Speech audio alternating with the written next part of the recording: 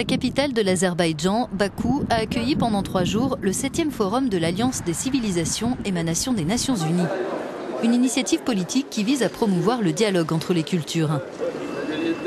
Et des échanges, il y en a eu entre les quelques 2500 participants venus de plus de 120 pays. Des chefs d'État et de gouvernement, mais aussi des leaders religieux et des représentants de la société civile.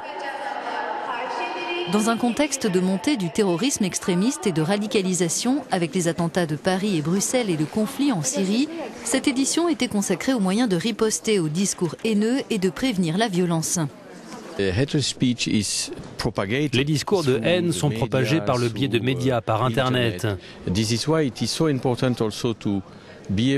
C'est pour ça que c'est si important de pouvoir unir toutes les civilisations pour montrer tout d'abord que les discours de haine n'ont rien à voir avec la religion, mais avec des désirs de violence.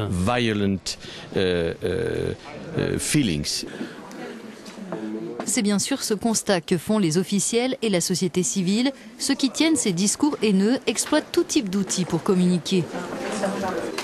Les groupes terroristes ont une visibilité significative sur les réseaux sociaux et notamment sur Facebook. Ce site, l'un des 3 les plus visités au monde par les moins de 18 ans, est malheureusement une vitrine de choix pour appeler à la violence et recruter de nouveaux membres.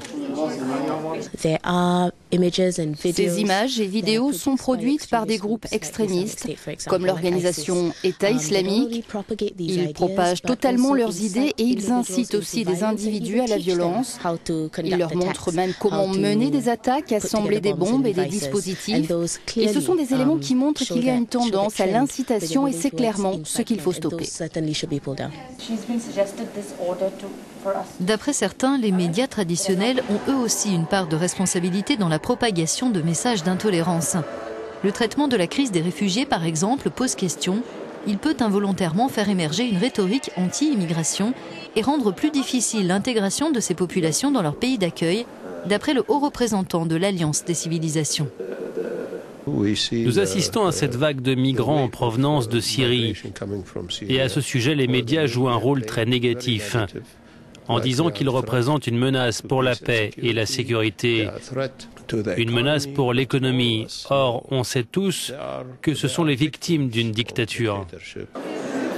En matière de réseaux sociaux, les participants ont plaidé pour un renforcement des législations interdisant l'incitation à la haine et l'élaboration de contre-messages. Ils demandent aussi à ce que les services en ligne aient l'obligation de mieux contrôler leur contenu.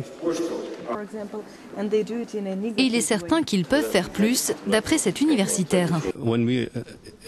Quand on examine ces discours de haine et plus précisément les comptes qui les diffusent, ce sont dans la plupart des cas des comptes anonymes, de faux comptes.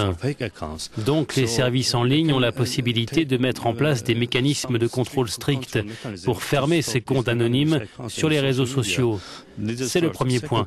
Et deuxièmement, nos enfants, nos élèves doivent apprendre ce que sont les réseaux sociaux et quels sont leurs avantages et leurs inconvénients nuisibles. Le forum de Bakou n'est pas le premier événement international consacré à ce sujet. Ce thème était déjà au cœur d'un colloque organisé par les Nations Unies à New York en décembre dernier. Après une série de rencontres, un guide en anglais, français, espagnol et arabe sera publié. Il présentera des recommandations concrètes pour lutter contre la propagation de discours haineux et extrémistes dans tout type de médias.